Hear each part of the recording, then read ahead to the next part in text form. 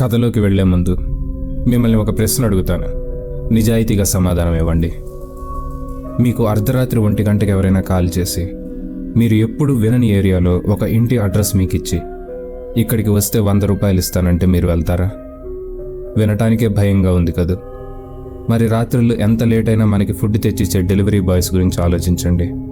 పాపం అర్ధరాత్రి ఒంటరిగా బైక్ పైన అసలు నిజంగా ఉందో లేదో కూడా తెలియని ఒక ఇంటి అడ్రస్ని వెతుక్కుంటూ వెళ్తూ, రాత్రిపూట అజ్ఞాతమైన ఇళ్ల తలుపులు తడుతూ, గుర్తు తెలియని వ్యక్తుల్ని కలుస్తూ, ఇలా చాలా రిస్కులతో కూడింది ఈ డెలివరీ జాబ్. కొన్నిసార్లు ఫేక్ అడ్రస్తో ఆర్డర్ పెట్టి వచ్చిన డెలివరీ బాయ్స్ని కొట్టి ఒంటిపై బంగారం లాక్కున్న సందర్భాలు కూడా ఉన్నాయి. ఇంకా భయంకరంగా కొన్ని దేశాల్లో అయితే ఫేక్ ఆర్డర్స్ పెట్టి వాళ్ళ ఆర్గాన్స్ అవయవాలు కూడా చోరీ చేసినట్లు రిపోర్ట్స్ ఉన్నాయి. కానీ మీరిప్పుడు అనుభూతి చెందబోయే అనుభవం వీటన్నిటికంటే భయంకరమైంది. బట్ కథలోకి వెళ్లే ముందు ఫస్ట్ ఈ వీడియోని లైక్ చేసి తెలుగు నైట్ మేర్స్ ఛానల్కి సబ్స్క్రైబ్ అవ్వండి. ఒక పిశాచిగా మిమ్మల్ని ప్రాధేయపడుతున్నాను. ఇక కథ మొదలు పెడితే,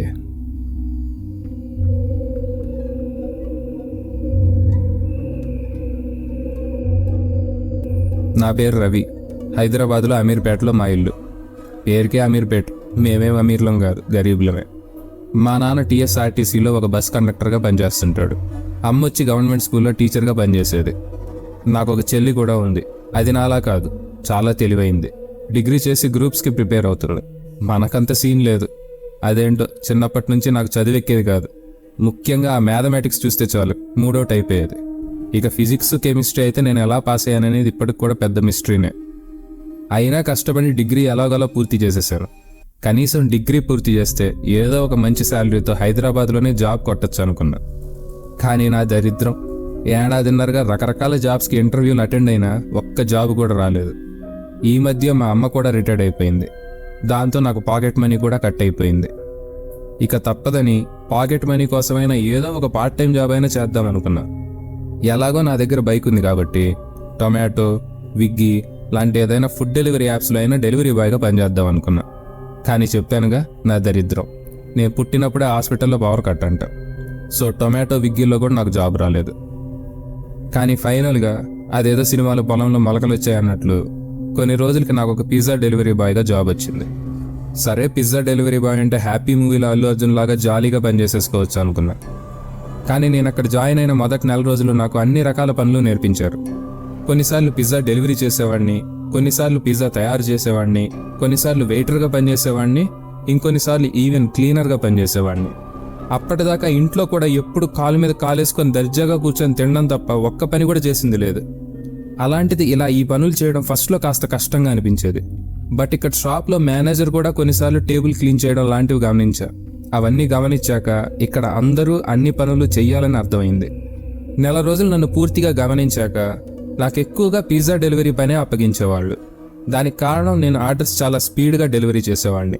మేబీ దానికి రీజన్ అప్పటి వరకు నా జీవితంలో నేను చేసింది అదే కదా, బైక్ పైన బలాదూర్లు తిరగడం. ఆల్మోస్ట్ ఎప్పుడు నేను ఎస్టిమేటెడ్ టైం కంటే ముందే డెలివరీ చేసేవాడిని. సో టిప్స్ కూడా బాగానే వచ్చేవి. అలా 2 నెలలు బాగా గడిచాయి. మస్తు పాకెట్ మనీ కూడా వచ్చేది. అలాంటిది ఒకరోజు మా రెస్టారెంట్ మేనేజర్ నైట్ ఫ్యామిలీతో మూవీకి వెళ్ళాలని ఈవినింగ్ ఎర్లీగా ఇంటికి వెళ్ళిపోయాడు. నైట్ షాప్ నువ్వే క్లోజ్ చేసేయి, 11:30 దాకా ఏవైనా ఆన్లైన్ ఆర్డర్స్ వస్తే యాక్సెప్ట్ చేసి డెలివరీ చేయి అని చెప్పి వెళ్ళిపోయాడు. చెప్పినట్లే 11:30 దాకా ఏవైనా ఆన్లైన్ ఆర్డర్స్ వస్తాయేమో అని వెయిట్ చేశా. దరిద్రం, ఒక్కటి కూడా రాలేదు. సరిగ్గా 11:45కి నేను సిస్టంలో ఆన్లైన్ డెలివరీ కూడా ఆఫ్ చేసేసా. లైట్స్ కూడా ఆఫ్ చేసేసి ఇక షట్టర్ వేసేద్దాం అనుకునే టైంకి షాప్లో ఫోన్ రింగ్ అయింది. ఈ టైంలో ఎవరబ్బా? మేబీ మా మేనేజర్ గాడై ఉంటాడు. ఆడికి అసలే నా మీద అనుమానం ఎక్కువ. నిజంగా నేను షాప్లో ఉన్నానో లేదో చెక్ చేయడానికి మేబీ కాల్ చేస్తుంటాడు అని లిఫ్ట్ చేశారు. కానీ ఎవరిదో లేడీ వాయిస్ వినిపించింది. హలో, పిజ్జా హౌసా అండి? అవును మ్యామ్, పిజ్జా హౌస్, చెప్పండి. నాదొక ఆర్డర్ ఉంది, నోట్ చేసుకుంటారా please? Sorry ma'am, we're closed. ఏమీ అనుకోవద్దు, 11:45 అయింది కదా, సారీ. ప్లీజ్ ఫోన్ కట్ చేయొద్దు. నేను కూడా విగ్గీ టొమాటో యాప్స్లో చెక్ చేశాను, క్లోజ్డ్ అనే చూపించింది. అందుకే నేరుగా షాప్కి కాల్ చేశాను. ఓ సరే, చెప్పండి. యాక్చువల్గా మా పాప బర్త్డే రేపు. సో ఇంకో 10 minutesలో వాళ్ళకి కేక్ కటింగ్ జరుగుతుంది. సో ఈ ఎయిర్పోర్ట్లో పడి ఫుడ్ సంగతి మర్చిపోయాను. అయినా జస్ట్ 15 మినిట్సే కదా లేట్ అయింది. బ్యాక్గ్రౌండ్లో అబ్జర్వ్ చేస్తే నాకు కూడా ఆ పార్టీ సౌండ్ వినిపించింది. మాకు కనీసం 5-6 పిజ్జాలైనా కావాలి. ఆన్లైన్లో వేరే ఆప్షన్ ఇది దొరకలేదు. ఈవెన్ వేరే షాప్స్కి కాల్ చేసినా వాళ్ళు పిక్ చేయలేవు. సో ప్లీజ్ అండి, కావాలంటే ఎక్స్ట్రా టిప్ కూడా పే చేస్తాను. నేను మనసులో నాకు ఎలాగో పిజ్జా చేయడం బాగానే వచ్చు, సో ఈ 5 పిజ్జాలు నేనే తయారు చేసి డెలివరీ చేసేస్తే కనీసం 3-4 వేలు వస్తాయి. ఎలాగో ఇది ఆన్లైన్ డెలివరీ కాదు కాబట్టి మా మేనేజర్ గాడికి కూడా తెలిసే అవకాశం లేదు. సో ఆ మనీ కూడా నేనే నొక్కేయచ్చు అనుకున్నా. ఓకే మ్యామ్, ఇంతలా మీరు రిక్వెస్ట్ చేస్తున్నారు కాబట్టి ఒప్పుకుంటున్నాను. బట్ కొంచెం టైం పడుతుంది, అట్లీస్ట్ 1 అవర్. ఓకేనా? అబ్సల్యూట్లీ అండి, నో ప్రాబ్లం. ఈలోగా కేక్ కటింగ్ కూడా పూర్తి అయిపోతుంది. ఓకే మ్యామ్, దెన్ ఆర్డర్ చెప్పండి. 6 regular size non veg pizza, but no salt. అసలు సాల్ట్ లేకుండా. నో సాల్టా? అదేంటి మ్యామ్, అసలు సాల్టే వద్దా? అవును, no salt, but extra cheese. మాకు అలానే ఇష్టం. అసలు సాల్టే లేకుండా పిజ్జా ఏంటి? ఏమలే. ఖైరతాబాద్ దగ్గర సైన్స్ కాలేజ్ ఉంది కదా, దానికి దగ్గరలో మా ఇల్లు. లొకేషన్ వాట్సాప్ చేస్తాను. అక్కర్లేదు మ్యామ్, నాకు ఆ లొకేషన్ తెలుసు. జస్ట్ మీ నెంబర్ ఇవ్వండి, నేను అక్కడికి వచ్చి కాల్ చేస్తాను. ప్లీజ్ ఫోన్ మాత్రం లౌడ్లో పెట్టుకోండి, లేదంటే ఆ పార్టీ సౌండ్లో వినిపించదు. Okay, thank you so much అండి, మీకోసం వెయిట్ చేస్తూ ఉంటాను. ఫోన్ పెట్టేసిన వెంటనే పిజ్జా తయారు చేయడం స్టార్ట్ చేశారు. మామూలుగానే నేను చేసే పిజ్జా చాలా దరిద్రంగా ఉంటుందని మా షాప్లో టాక్. దానికి తోడు ఈమెమో నో సాల్ట్ అని చెప్పింది. ఇంకా వాళ్ళ కర్మ అనుకుని ఒక అరగంటలో నేను 6 పిజ్జాలు తయారు చేసేసాను. పైగా వాళ్ళ అమ్మాయి బర్త్డే అని చెప్పింది కాబట్టి ఒక చాకో లావా కేక్ కూడా ఎక్స్ట్రాగా ప్యాక్ చేశాను.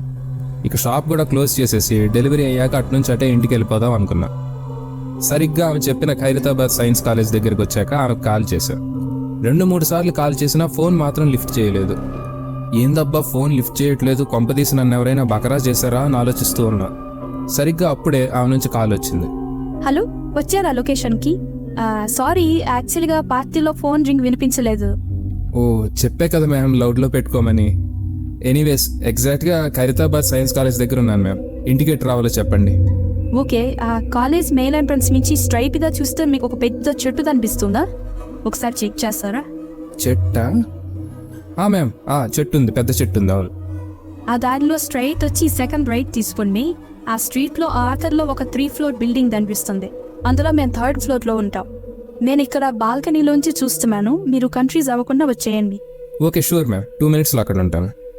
అలా నేను ఆమె చెప్పిన స్ట్రీట్లోకి ఎంటర్ అయ్యాను. ఆమె చెప్పిన స్ట్రీట్లోకి ఎంటర్ అయ్యాక నిజంగానే ఎండింగ్లో ఒక 3 ఫ్లోర్ బిల్డింగ్ కనిపించింది. ఇంటి ముందు బండి పార్క్ చేస్తూ బాల్కనీ గమనించాను. చెప్పినట్లే బాల్కనీలో నిల్చొని ఆమె నా వైపు చూస్తూ ఉంది. నేను కూడా చూసి నవ్వాను. ఆమె కూడా నవ్వి పైకి రండి అంటూ చేత్తో చెప్పింది. ఆ బిల్డింగ్ మెయిన్ డోర్ ఓపెన్ చేసుకుని పిజ్జా బాక్స్ తీసుకొని ఎంటర్ అయ్యాను. బహుశా 1st ఫ్లోర్ 2nd ఫ్లోర్లో ఎవరూ లేనట్లున్నారు. ఒక్క లైట్ కూడా వెలగట్లేదు. అలా మెట్లకి 3rd ఫ్లోర్ వెళ్ళాను. కాలింగ్ బెల్ నొక్కే ముందు మాత్రం లోపల సౌండ్స్ విన్నాను. ఫుల్ బర్త్డే పార్టీ సౌండ్స్ వినిపిస్తున్నాయి. నేను కాలింగ్ బెల్ నొక్కిన వెంటనే ఆ లేడీ బయటకు వచ్చింది. కానీ ఆమె ఎప్పుడైతే డోర్ ఓపెన్ చేసిందో ఎగ్జాక్ట్గా అప్పుడే లోపల సౌండ్స్ అన్నీ ఆగిపోయాయి. లోపల సడన్గా అంతా సైలెంట్గా ఉండింది. సారీ మ్యామ్, కాస్త లేట్ అయింది, అంటే ఈ స్ట్రీట్లో నేను ఎప్పుడు రాలేదు అని ఆర్డర్ తనకి ఇవ్వబోతుంటే, హలో మిస్టర్, ఏంటి టైవర్ డిస్టర్బ్ చేస్తున్నావు? నేనేం ఆర్డర్ చేయలేదు. ఈ టైవర్ డిస్టర్బ్ చేసింది కాత ఏంటిది? మరి ఇందాక బాల్కనీ దగ్గర నుంచి నన్ను చూసి నవ్వారు. మీరు నవ్వారని నేను నవ్వాను అంతే. మీకెవరో రాంగ్ అడ్రస్ ఇచ్చినట్లున్నారు. కాల్ చేసి కొనుక్కోండి. నేను నెంబర్ 2-3 సార్లు కాల్ చేశాను, కానీ ఎవరూ లిఫ్ట్ చేయలేదు. దాంతో పక్కాగా మనసులో ఇది నా ఎక్స్ గర్ల్ ఫ్రెండ్ పనేమో అనుకున్నాను. దానికి నేనంటే ఇంకా పగ తగ్గినట్లేదు అనుకుని భలే డిసప్పాయింట్మెంట్తో వెనక్కి తిరిగి వస్తుండగా, జోక్ చేశాను, ఆగండి, జస్ట్ చిన్న ప్రాంక్ చేశాను, సారీ. వామ్మో, ఇదొక పెద్ద సైకోలా ఉందని మనసులో అనుకున్నాను. నో ప్రాబ్లం మ్యామ్, ఇదిగోండి ఆవర్ పిజ్జాలు with no salt and extra cheese అని తనకిచ్చాను. ఓకే, ఇదిగోండి మీ మనీ అని 5000 ఇచ్చింది. అయ్యో, ఓన్లీ 3800 మ్యామ్. పర్లేదు, ఉంచుకోండి. లోపల పార్టీ అయిపోయిందా మ్యామ్? అసలు సౌండే లేదు. అయిపోయింది, ఇందాకే అందరూ వెళ్ళిపోయారు. పిజ్జా కోసం వెయిట్ చేయమన్నా ఆగలేదు. మీరు బర్త్డే అన్నారని ఒక చాకో లావా కేక్ కూడా ఎక్స్ట్రాగా తెచ్చాను, జస్ట్ కాంప్లిమెంటరీ. సో నేను కూడా విష్ చేసి కేక్ ఇవ్వచ్చా మ్యామ్? షూర్, తప్పకుండా, లోపలికి రండి అని డోర్ ఓపెన్ చేసింది. లోపల చాలా బ్యాడ్ స్మెల్ వస్తుండింది. హాల్లో డెకరేషన్ చూస్తే చాలా పాతవిగా అనిపించాయి. సుమారుగా ఒక 2 సంవత్సరాల ముందు డెకరేట్ చేసి ఇప్పుడు బర్త్డే పార్టీ జరుపుకుంటున్నట్లుండింది. హాల్లో సోఫా పైన ఒక బాబు కూర్చొని ఉన్నాడు, కానీ చాలా తెల్లగా అదో రకంగా ఉన్నాడు. ఆ బర్త్డే మీ పాపకని కదా చెప్పారు? అవును కదా, మా పాపది బర్త్డే. అవును. నేను తిరిగి చూస్తే ఆ అబ్బాయికి బదులుగా అక్కడ ఒక అమ్మాయి ఉండింది. బట్ సేమ్ అదే పొజిషన్లో తల దించుకొని కదలకుండా అలాగే ఉంది. నాకు కాస్త తేడాగా అనిపించింది.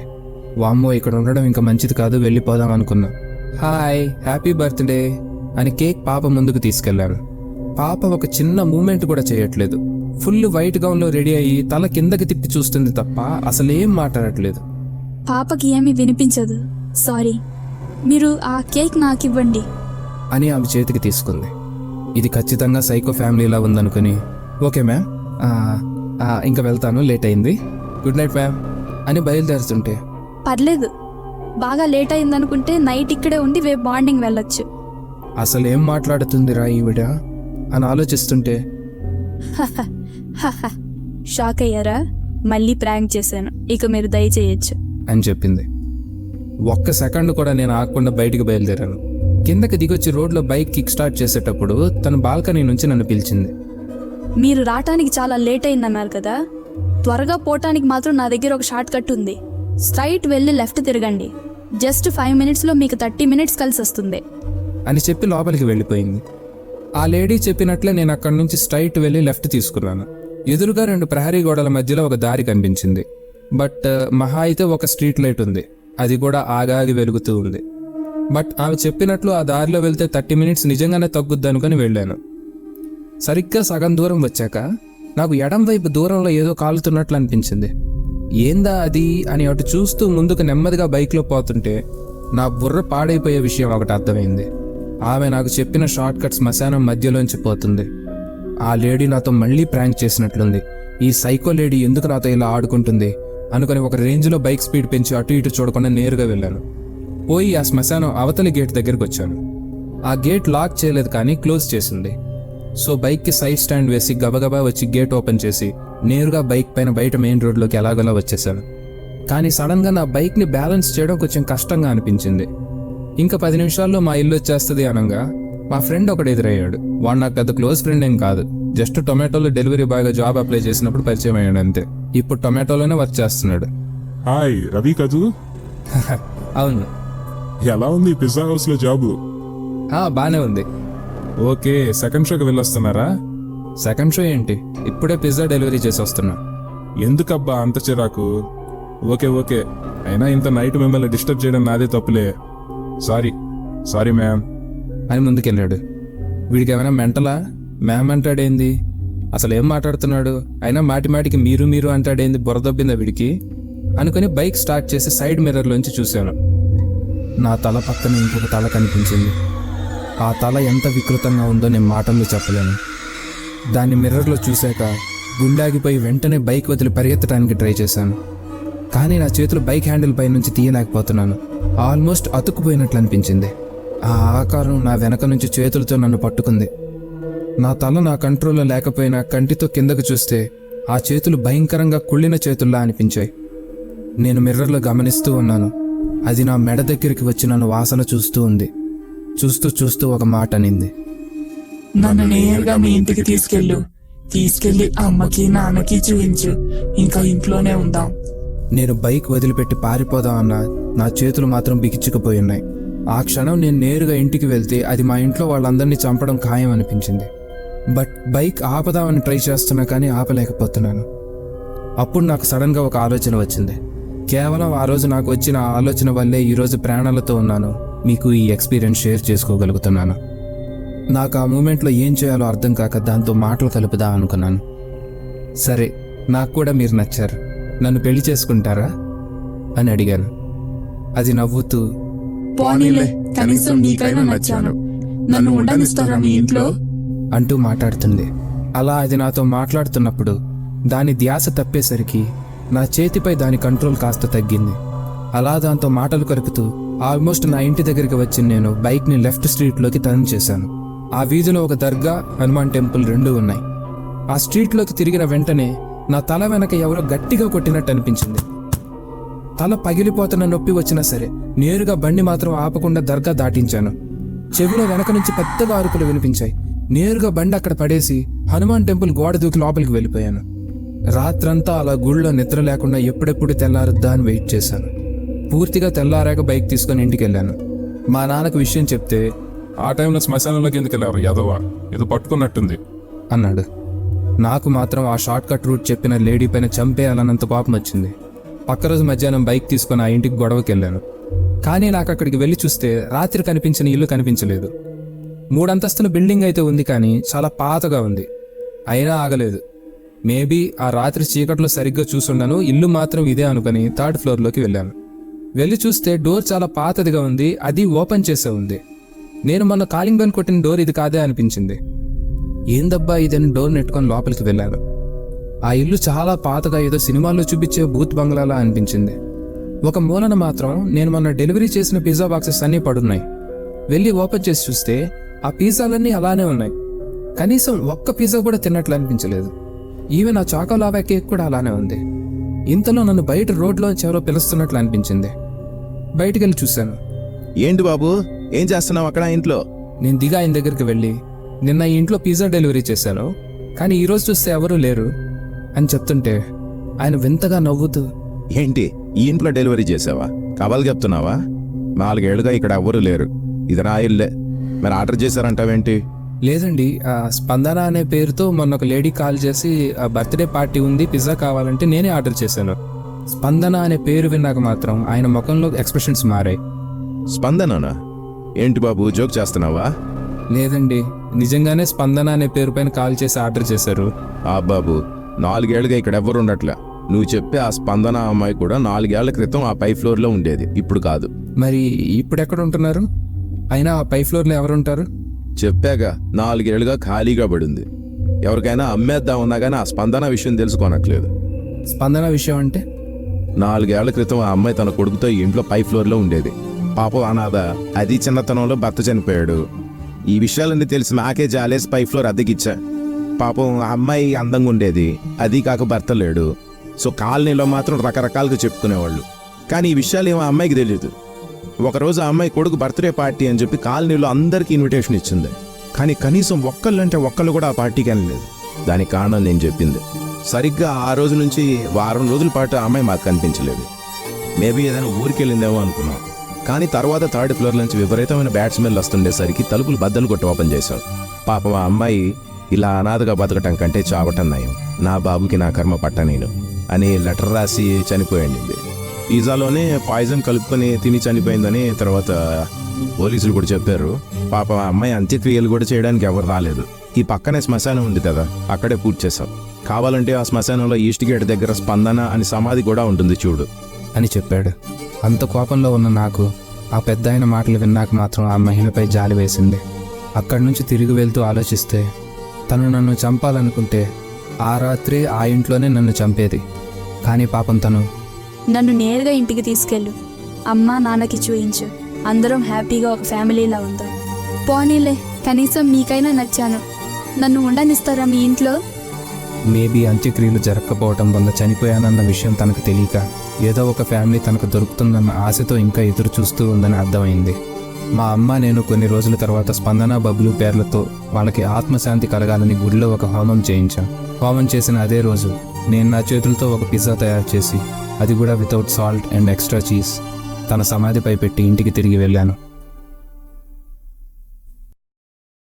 ఈ స్టోరీ మీకు నచ్చుంటే లైక్ చేసి నచ్చింది అని ఒక కామెంట్ చేయండి. గుర్తుంచుకోండి, మీరు చేసే ప్రతి లైక్, రాసే ప్రతి కామెంట్ నాకు చాలా ఆనందాన్ని, ప్రోత్సాహాన్ని ఇస్తాయి. మరిన్ని హారర్ స్టోరీస్ కోసం తెలుగు నైట్ మేర్స్ ఛానల్ని సబ్స్క్రైబ్ చేయండి. మరో పీడకలతో మళ్ళీ కలుద్దాం. Thank you. జాగ్రత్త.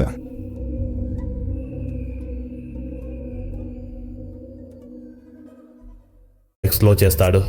అలా తన ముందుకు వెళ్ళి బైక్ ఆపుతాడు. ఆమె ఒక పచ్చని లంగావోని ధరించి రోడ్డు పక్కన నిలబడి బైక్ ఆపింది. చేతిలో ఒక బ్యాగు ఉంది. ఆమెను చూసి ఒక్కసారిగా బైక్ ఆపాడు శ్రావణ్.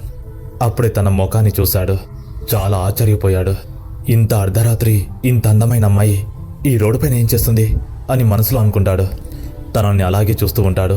అప్పుడు అమ్మాయి, సార్ కాస్త లిఫ్ట్ ఇస్తారా అని అంటుంది. తేరుకున్న శ్రావణ్ ఇంకా చెప్పండి, ఎక్కడికి వెళ్ళాలి అని అడుగుతాడు.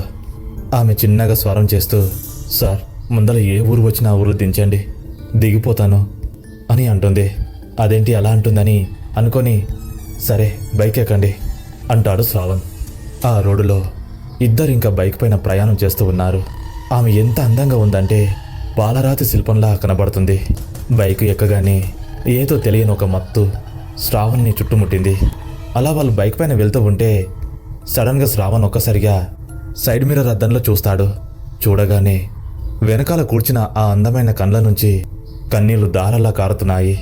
ఆ కన్నీళ్లను చూసిన శ్రావణ్ ఒక్కసారిగా, ఏమైందండి, ఎందుకు ఏడుస్తున్నారు, మీరు చెప్పే ఊర్లో దిగబడతానులే అని అంటాడు. కానీ ఆమె ఎలాంటి సమాధానం చెప్పలేదు. శ్రావణ్కి ఏదో అర్థమైంది. ఈ అమ్మాయి ఏదో బాధలో ఉంది, చెప్పుకోలేకపోతుందని అనుకుంటాడు. కొంత దూరం వెళ్ళాక వాళ్ళకు ఒక పాత దాబా కనబడుతుంది. అక్కడ కొంతమంది ఉన్నారు. ఆమెకి ఏదైనా తినబెడదామని అనుకొని ఆ బైక్ని ఆ దాబా ముందల ఆపుతాడు శ్రావణ్. ఇద్దరు బైక్ దిగుతారు. అక్కడ కూర్చోబెట్టి శ్రావణ్ ఆర్డర్ పెడతాడు. ఆలోపు ఆమె ముందుకు వచ్చి కూర్చొని, ఏమైందండి, ఎందుకు ఏడుస్తున్నారు, మీ బాధ ఏంటో నాకు చెప్పండి, ఒక ఫ్రెండ్గా అడుగుతున్నాను, ఇంత అందమైన అమ్మాయికి అంత బాధ ఉండకూడదు, ఏం జరిగిందో చెప్పండి అని మరీ అడగక ఆ అమ్మాయి అప్పుడు జరిగిన విషయం అంతా చెప్తుంది. నాకు చిన్నప్పుడే అమ్మ నాన్న చనిపోయారు. నా బాల్యం అంతా మా బాబాయ్ వాళ్ళ ఇంట్లోనే పెరిగాను. మా బాబాయ్ భార్య మంచిది కాదు, ఎప్పుడు నన్ను ఏదో ఒకటి అనేది. మా బాబాయ్ వాళ్ళ ఇంట్లోకి మా పిన్ని వాళ్ళ మేనల్లుడు వచ్చేవాడు. వాడు నా మీద కన్నేశాడు. ఎప్పుడు ఏదో ఒక వంక పెట్టుకొని మా బాబాయ్ వాళ్ళ ఇంటికి వచ్చి నాతో అసభ్యంగా ప్రవర్తించేవాడు. ఇది చూసిన మా పిన్ని కూడా వాడికి సపోర్ట్ చేసేది. ఇంక నువ్వు వాడిని పెళ్లి చేసుకోవాలని ఒకరోజు నాతోటి గొడవకు దిగింది. మా బాబాయ్ అమాయకుడు. మా పిన్ని మాటలకు తను ఏమనలేకపోయాడు. మా పిన్ని వాళ్ళ అల్లుడు పరమ కిరాతకుడు. ఆ నరకం నుంచి నేను బయటపడాలని, ఎలాగో అక్కడ ఉంటే వాడికి ఇచ్చి పెళ్లి చేస్తారని పారిపోయి వచ్చాను. ఇంకా నాకు దిక్కు ఎవరు లేరు, అందుకే ఎటు వెళ్ళాలో తెలియలేక ఇలా రోడ్డు పైన వెళ్తున్నానండి అని ఇంకా వెక్కి ఏడుస్తుంది. ఆ ఏడుపును చూసిన శ్రావణ్ కరిగిపోయాడు. తన బాధలో ఆ నిజాయితీని చూశాడు. తల్లిదండ్రులు లేకపోతే ప్రతి ఎదవకు చులకనగానే అవుతాము. మీరేం భయపడకండి, నేను మీకు ఉన్నాను, మీకేం కానివ్వను అని అంటాడు. ఈ రోజు నుంచి నువ్వు మా ఇంట్లోనే ఉండు, నీకేం అవసరం ఉన్నా నేను చూసుకుంటాను అని శ్రావణ్ అంటాడు. అప్పుడు ఆ మాటలకు, వద్దండి వద్దు, నా వల్ల మీ ఇంట్లో మళ్ళీ గొడవలు స్టార్ట్ అవుతాయి. నా దారి నేను వెళ్తాను, నన్ను ఏదైనా ఊర్లో దించి వెళ్ళండి, అంతే చాలు, మీకు రుణపడి ఉంటాను అని ఏడుస్తుంది. ఏమండి అలా అంటారు, మీరు మరొక మాట మాట్లాడకూడదు, నేను చెప్తున్నాను కదా, నేను నిన్ను చూసుకుంటాను, మరేం పర్లేదు, మా ఇంట్లో ఎవ్వరు ఏమన్నారు, రండి అని ఆమె ఎంత వాదిస్తున్నా బలవంతంగా ఆమెని బైక్ ఎక్కించుకుంటాడు. అలా వాళ్ళు తినేసి బిల్లు కట్టేసి బైక్ స్టార్ట్ చేసుకొని వెళ్తూ ఉంటారు. అలా వెళ్తుంటే శ్రావణ్ అప్పుడు, మీరేం కంగారు పడకండి, మా అమ్మ నాన్నలు చాలా మంచివాళ్ళు, నీకేం కానివ్వరు అని ధైర్యం చెప్పి, అన్నట్టు అడగడం మర్చిపోయాను, మీ పేరు చెప్పలేదు అని అడుగుతాడు శ్రావణ్. అప్పుడు ఆ అమ్మాయి చిరునవ్వుతో, నా పేరు శ్రావణి అండి అనే మాట అనగానే శ్రావణ్ ఎంతో ముడిచిపోతాడు. ఏంటండి, నీ పేరు నా పేరు ఇలా కలిసిపోయాయి, నా పేరు శ్రావణ్ అండి, చూసావా విధి ఎంత విచిత్రమో, మన పేర్లను కలిపాయి, అంటే నువ్వు మా ఇంట్లో ఉండొచ్చు అన్నమాట అని ఇంకా ఏదేదో మాట్లాడుతూ అమ్మాయిని నవ్విస్తాడు. మొత్తానికి ఇంటికి చేరుకుంటారు. ఇంట్లోకి వెళ్ళిన తర్వాత వాళ్ళ అమ్మ నాన్న, ఎవరా ఈ అమ్మాయి అని అడుగుతారు.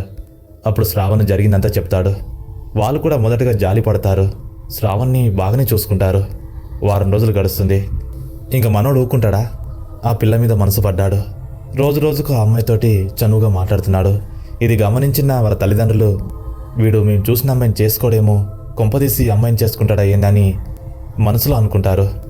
ఒకరోజు వీళ్ళు మరీ క్లోజ్గా అయిపోయారు. అది చూసిన వాళ్ళ తల్లిదండ్రులు కోపంతో శ్రావణ్ దగ్గరికి వస్తారు. రే శ్రావణ్, ఇలా అంటున్నానని నువ్వు బాధపడకు, ఆ అమ్మాయిని ఏదైనా అనాథాశ్రమంలో దించిరా, అప్పుడప్పుడు వెళ్ళి మనం పలకరిద్దాం, తనకు ఏం కావాలన్నా మనం బయట నుంచి చూద్దాం, ఇంట్లో మాత్రం వద్దురా అని తల్లి తండ్రి ఇద్దరు అంటారు. వాళ్ళ మాటలు విన్నా శ్రావణ్ ఒక్కసారిగా, ఏంటి నాన్నగారు అలా మాట్లాడుతున్నారేంటి, ఇప్పుడు వచ్చిన సమస్య ఏంటి, ఆ అమ్మాయికి ఎవరు లేరనే కదా తీసుకొచ్చాను, ఇప్పుడేంది మీరు సడన్గా ఇలా మాట్లాడుతున్నారు అని శ్రావణ్ అంటాడు. రై, నాన్న చెప్పింది చెయ్యి, ఎక్కువ మాట్లాడకు నువ్వు అని తల్లి కూడా అంటుంది. ఏంటమ్మా నువ్వు కూడా ఆ అమ్మాయి పాపం ఎవరు లేరు, అన్నీ మనమే అవుతామని తీసుకొచ్చాను. ప్లీజ్ అమ్మా, తనను అనాథాశ్రమంలో దించడం నేను ఒప్పుకోను అని అంటాడు. ఏరా, నువ్వు తల్లిదండ్రుల మాటకే ఎదురు మాట్లాడతావా? చెప్పేది వినవా అని తండ్రి సీరియస్ అవుతాడు. శ్రావణి అక్కడికి వస్తుంది. ఆ మాటలని విని బాధపడుతుంది. నానా, శ్రావణి వింటే బాధపడుతుందానా, అలా అనకండి అని బాధపడతాడు. అప్పటికే శ్రావణి అంతా వినేస్తుంది. అక్కడికి వచ్చి, అంకుల్, ఆంటీ, ఇన్ని రోజులు నాకు ఆశ్రమం ఇచ్చారు. మీ మేలు జన్మలో మర్చిపోలేను. మీ అబ్బాయికి నా వల్ల ప్రాబ్లం అంటే నేనే ఇంట్లో నుంచి వెళ్ళిపోతాను అంకుల్, మీరు బాధపడకండి అంటూ ఇంకా గదిలోకి వెళ్ళి తన బట్టలు పెట్టుకొని బయటకు వెళ్ళాలని చూస్తుంది. అప్పుడే శ్రావణి చేతి పట్టుకుంటాడు. ఆగు శ్రావణి, నానా ఇప్పుడు చెప్తున్నాను, ఈ అమ్మాయిని నేను లవ్ చేస్తున్నాను. పెళ్ళంటూ చేసుకుంటే ఈ అమ్మాయిని చేసుకుంటాను. తనని ఒంటరిగా వదిలేయలేను అని అనగా, అలా అయితే నా మాట కూడా వినరా. నువ్వు ఆ అమ్మాయిని పెళ్లి చేసుకోవాలనుకుంటే ఈ ఇంట్లో ఉండే అర్హత నీకు లేదు. ఎక్కడైనా వెళ్ళి ఉండండి, ఇంట్లో పెళ్లి కావాల్సిన అమ్మాయిలు ఉన్నారు అని అనగానే శ్రావణ్ చాలా బాధపడతాడు. సరేనా, నా వల్ల కానీ చెల్లెళ్ళకు కానీ మీకు కానీ ఎలాంటి పొరపాటు రానివ్వను, ఇక్కడి నుంచి వెళ్ళిపోతాను అంటూ కోపంగా వెళ్ళి బట్టలు పెట్టుకొని శ్రావణ్ని తీసుకొని పక్కనే ఉన్న ఒక టౌన్లోకి వెళ్ళి ఆ ఊరి చివర ఉన్న ఒక ఇల్లుని చూస్తాడు. ఆ ఇల్లు మొత్తానికి రెంట్ ఇవ్వబడుతుందని ఉంటుంది.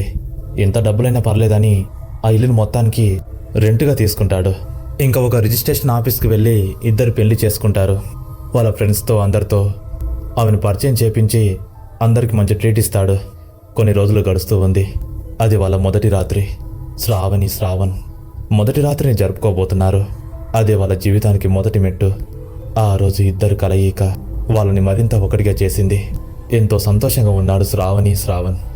ఇంకా తనకు ఎలాంటి ఇబ్బంది ఉండకూడదని ఒక పని మనిషిని మాట్లాడి తోడుగా పెడతాడు. సాయంత్రం తను జాబ్ చేసుకుని వచ్చేసరికి అప్పటి వరకు అన్నీ ఆ పని మనిషి చూసుకునేది. తనకు కూడా జీతం బాగా ఇచ్చేవాడు. ఇలాగ కొన్ని రోజులు గడుస్తూనే ఉన్నాయి. శ్రావణ్ ఇంటికి వచ్చి తన భార్యను ఎంతో బాగా చూసుకొని రోజు ఆఫీస్ పనులపైన తిరిగేవాడు. ఒక దిక్కు వాళ్ళ అమ్మ నాన్నను వదిలేశాననే బాధ కూడా ఉన్నప్పటికీ ఏదో ఒక రోజు ఒకటవుతామనే ఆశతోటి రోజంతా భార్యని ఎంతో ప్రేమగా చూసుకున్నాడు. అప్పుడప్పుడు వాళ్ళ ఫ్రెండ్స్ వచ్చేవాళ్ళు, ధైర్యం చెప్పేవాళ్ళు. శ్రావణి కూడా ఒక్కొక్కసారి, ఏవండి, ఇదంతా నా వల్లనే కదా, నేనే కానీ నీకు పరిచయం కాకపోయి ఉంటే నువ్వు మీ అమ్మనాన్నతో సంతోషంగా ఉండేవాడివి, ఇదంతా నా వల్లనే అని ఏడుస్తుంది. అదేం లేదు శ్రావణి, జీవితంలో ఏది కూడా మనం అనుకున్నట్టు జరగవు. ఏ సమయం ఏ సందర్భం ఎలా మారుతుందో మనకే తెలియదు. అన్నిటికీ కాలమే సమాధానం చెప్తుంది. నువ్వేం బాధపడకు, అన్నీ నేను చూసుకుంటానని ఇంకా ధైర్యం చెప్తాడు. కొన్ని రోజులు గడిచింది. శ్రావణికి 3వ నెల. తనకు ప్రెగ్నెన్సీ వచ్చిందని ఎంతో సంతోషపడతాడు. ఆ ఆనందంలో మళ్ళీ తన ఫ్రెండ్స్ అందరికీ పిలిచి ట్రీట్ ఇస్తాడు. ఇంకా ఆ రోజు నుంచి ఆ పని మనిషికి డబ్బులు ఎక్కువ ఇచ్చి మా ఆవిడని చాలా జాగ్రత్తగా చూసుకోవాలి అని చెప్పి ఆఫీస్కి వెళ్ళేవాడు. ఇలా వస్తూ ఉన్నాడు, పోతూ ఉన్నాడు. నెలలు గడుస్తూ ఉన్నాయి. అది 7వ నెల. శ్రావణ్కి 7 నెలల కడుపు ఉంది. ఎప్పుడైతే శ్రావణ్ ఆఫీస్ పని పైన బయటికి వెళ్తాడో ఆ సమయాన ఆ పని మనిషి ఒక్కతే ఇంట్లో ఉండేది. తనకు ఏం కావాల్సినా అన్నీ ఆమెని చూసేది. ఇంకా అప్పుడే వింతలు మొదలవుతున్నాయి. శ్రావణ్ ఆఫీస్కి వెళ్ళగానే శ్రావణి అద్దం ముందు కూర్చొని వింతగా నవ్వుకోవడం, జుట్టంతా విరబోసుకోవడం, వంటగదిలోకి వచ్చి ఆ బస్తాలో ఉన్న బియ్యం బుక్కడం, పచ్చి కూరగాయలు తినడం, పిచ్చి పిచ్చిగా ప్రవర్తించేది. ఆమె పని మనిషి వైపు చూసి ఒక రకంగా నవ్వేది. అలా నవ్వుతూ ఏమనకుండా గదిలోకి వెళ్ళిపోయేది. ఇలా రోజులు గడుస్తూ ఉన్నాయి. మొదట్లో ఇదంతా పట్టించుకోలేదు. కొన్ని రోజులు గడిచాక ఆ పని మనిషికి ఏదో అనుమానం వచ్చింది. శ్రావణ్ ఆఫీస్కి వెళ్ళడం, తను వంటగదిలోకి రావడం, చికెన్ ఉంటే చికెను, ఏదున్నా సరే చాలా భయంకరంగా తినేది. తన చూపులో ఇంకొక మనిషి కనబడేది ఆ పని మనిషికి. ఇంకా భయపడి దూరంగా ఉండేది. ఒకరోజు శ్రావణ్ ఆఫీస్ నుంచి ఇంటికి తిరిగి వస్తాడు. సాయంత్రం పూట ఆ పని మనిషి శ్రావణ్కి జరిగిందంతా చెప్తుంది. బాబుగారు, మీరేమనుకోనంటే ఒక మాట చెప్తాను అని అంటుంది. ఆ చెప్పు, ఏమైంది అని శ్రావణ్ అనగా, ఏం లేదు బాబుగారు, ఒక వారం రోజుల నుంచి చూస్తున్నాను. నువ్వు ఆఫీస్కి ఎప్పుడైతే వెళ్తావో అప్పటి నుంచి ఈ ఇంట్లో వింతలు జరుగుతున్నాయి. అమ్మగారు అసలు అమ్మగారులా ఉండలేరు, విచిత్రంగా ప్రవర్తిస్తున్నారు. నన్ను చూసి నవ్వడం, భయపెట్టించడం, వంటగదిలోకి వచ్చి కూరగాయలు తినడం, చికెన్ తినడం, రకరకాల ప్రవర్తనలతోటి నన్ను భయపెట్టేసింది బాబుగారు. నేను ఒక్క నిమిషం కూడా ఇంట్లో పని చేయను. ఆమె ఒంట్లో ఏదో ఉంది, నేను రేపటి నుంచి పనికిరాను బాబుగారు అని అంటుంది. ఏమైంది నీకు, అసలు అమ్మగారికి ఏమైంది తను అంత మంచిగా ఉంటే అలా మాట్లాడతావేంటి? బాబు, నేను చెప్పేది చెప్తున్నాను, తర్వాత నీ ఇష్టం, నేనైతే వెళ్ళిపోతాను అని తను ఏమనకుండా వెళ్ళిపోతుంది. అసలు దీనికి ఏమైంది, పిచ్చి పట్టిందా అని అనుకొని, సరేలే నువ్వు పోతే ఇంకెవరు రారా అనుకొని వెళ్ళిపోతాడు. ఆ విషయం తన భార్యకి చెప్తే బాధపడుతుందని ఏమన్నాడు. అలా అప్పటికి కూడా చాలా సంతోషంగానే భార్యతో ఉంటాడు. శ్రావణ్కి ఏమీ తెలియదు. అది ఇంకా తనకు 8వ నెల. 9వ నెల వస్తే వాళ్ళ కళ నెరవేరుతుంది. ఏరా బుజ్జికనులు ఏం చేస్తున్నావురా అంటూ తన భార్య కడుపు పైన చేయి పెట్టి ఎంతో ప్రేమగా పలకరిస్తాడు. 2-3 రోజుల వరకు పని మనిషి దొరకలేదు. అయితే శ్రావణ్ని దగ్గర నుండి చూసుకోవాలని ఒక 5 రోజులు ఆఫీస్కి లీవ్ పెడతాడు. ఒకరోజు రాత్రి శ్రావణి పక్కన తను పడుకొని తన భార్య వైపే చూస్తూ నిద్రలోకి జారుకుంటాడు. సరిగా 12 గంటల రాత్రికి శ్రావణ్కి ఒక భయంకరమైన కల వస్తుంది. ఆ కల ఎలా ఉందంటే శ్రావణ్ని ఉక్కిరిబిక్కిరి చేస్తుంది. సరిగా తన భార్య భయంకరమైన రూపంలోకి మారి నెలలు నిండక ముందే తన కడుపును తానే తన చేతులతో చీల్చుతూ లోపల నుంచి ఒక బాబును బయటికి తీస్తుంది. ఆ బాబు కూడా చాలా భయంకరంగా ఉంటాడు. ఇద్దరు శ్రావణ్ వైపు చూసి భయంకరంగా నవ్వుతారు. అలా కల రాగానే ఉలికిపడి పైకి లేస్తాడు. అలా లేచి శ్రావణి వైపు చూస్తాడు. చూస్తే శ్రావణి మామూలుగానే నిద్రపోతూ ఉంది. ఒళ్ళంతా చెమటలు పడతాయి. పక్కనే ఉన్న నీళ్లు తాగి ఏంటి ఇంతటి భయంకరమైన కల వచ్చింది ఛ అనుకుంటూ మళ్ళీ ప్రశాంతంగా నిద్రపోతాడు. ఇంకా అమావాస్య 2 రోజులు ఉందనగా శ్రావణ్కి కూడా ఇంట్లో ఏదో ఒక రకమైన అనుభూతి కలుగుతుంది. ఇంకా శ్రావణ్ని దగ్గరుండి అంతా చూసుకుంటున్నాడు. ఇంకా అమావాస్య రానే వచ్చింది. ఆ రోజు కూడా ఎప్పటిలాగే అర్ధరాత్రి అయింది. వీధిలో కుక్కలు ఏడుస్తూ ఉన్నాయి. ఊరంతా నిశ్శబ్దంగా మారిపోయింది. గాలి కూడా చొచ్చుకొని రావట్లేదు. శ్రావణితో మాట్లాడుతూ శ్రావణి కాస్త నిద్రలోకి జారుకున్న తర్వాత ఇతనికి ఎక్కడా తోయలేదు, టైంపాస్ కావట్లేదని హాల్లోకి వస్తాడు. సమయం అప్పుడు 10 అవుతుంది. అలా హాల్లోకి వచ్చి టీవీ పెట్టుకొని చూస్తాడు.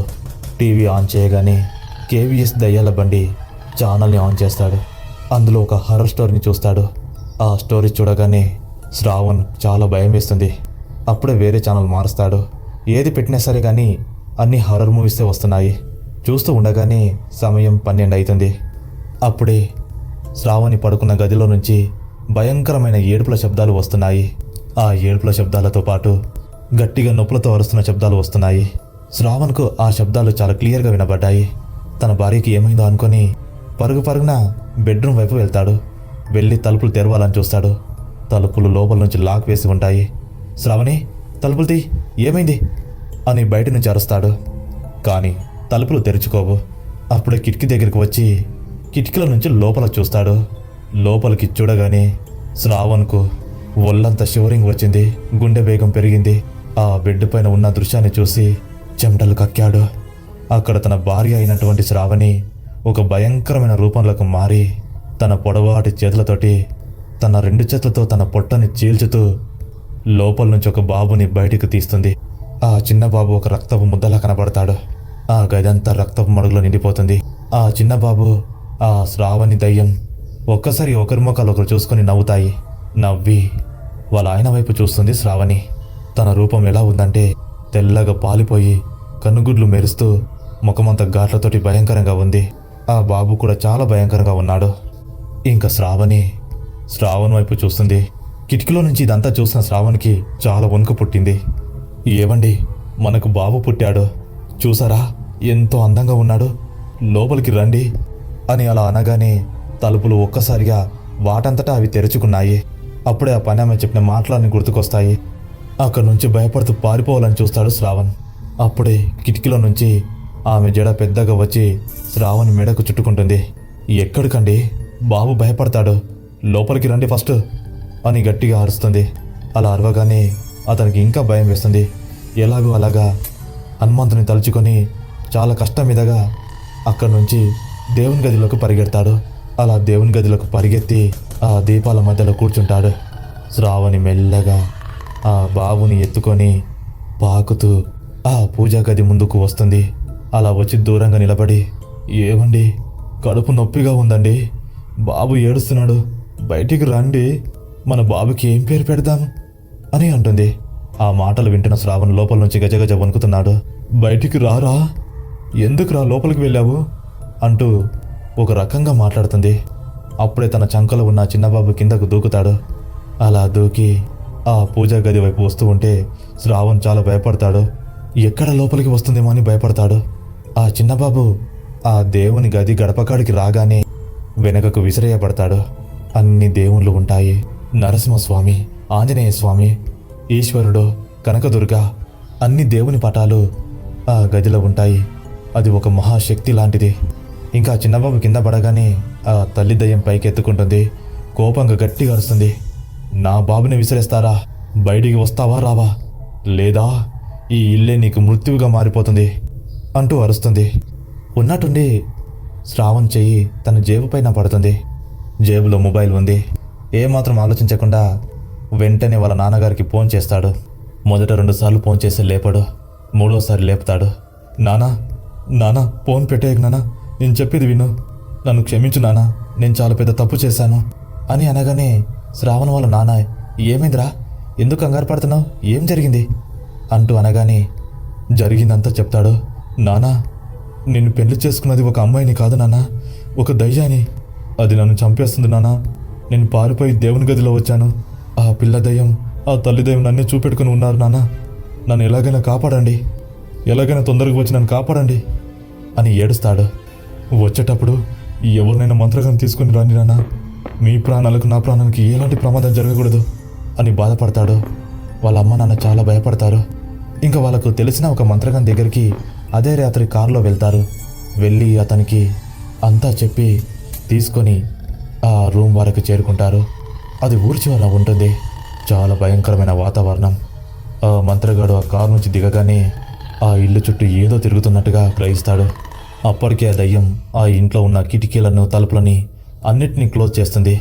ఇంకా శ్రావణ్ తల్లిదండ్రులు ఆ మంత్రగాడు దిగి ఆ గుమ్మం వైపు వెళ్తారు. గుమ్మం ముందుకు వెళ్ళి తలుపులు తీయాలని చూస్తే తలుపులు తెరుచుకోవు. ఆ మంత్రగాడు ఏవో రకంగా భయంకరమైన మంత్రాలు చదువుతూ తన కాలుతోటి ఒక్క తన్ను తన్నుతాడు. అలా తన్నగానే ఆ తలుపులు 2 ముక్కలయ్యి తెరుచుకుంటాయి. లోపలికి ప్రవేశించగానే ఇల్లంతా చిమ్మ చీకటిగా ఉంటుంది. ఎవ్వరూ కనబడరు. అప్పుడే ఆ హాలంతా భయంకరంగా నవ్వు వినబడుతుంది. మళ్ళీ ఆ తలుపులు ఒక్కసారిగా అత్తుకొని క్లోజ్ అయిపోతాయి. రారా, కాపాడనీకే వచ్చావా? ఈరోజు మీ అందరిని చంపేసి వెళ్తాను.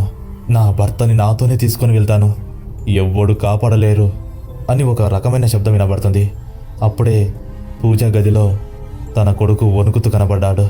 వాళ్ళ తల్లిదండ్రులు ఆ గది వైపు వెళ్ళగానే అప్పుడే వాళ్ళ ముందల తన కోడలి దయ్యం నిలబడుతుంది. ఆమె రూపాన్ని చూసి గట్టిగా అరిసి దూరం జరుగుతారు. ఇంకా మంత్రగాడు తన చేతిలో ఉన్న మంత్రదండాన్ని ఒక్కసారిగా నేలకేసి కొడతాడు. ఆ దయ్యం తన వైపు చూస్తుంది. చూసి ఆ మంత్రగాని పైన దాడి చేయాలని చూస్తుంది. అలా చేయబోతుంటే ఆ బస్తలో ఉన్న ఒక విభూతిని తీసుకొని ఆ దయ్యం పైన కొడతాడు.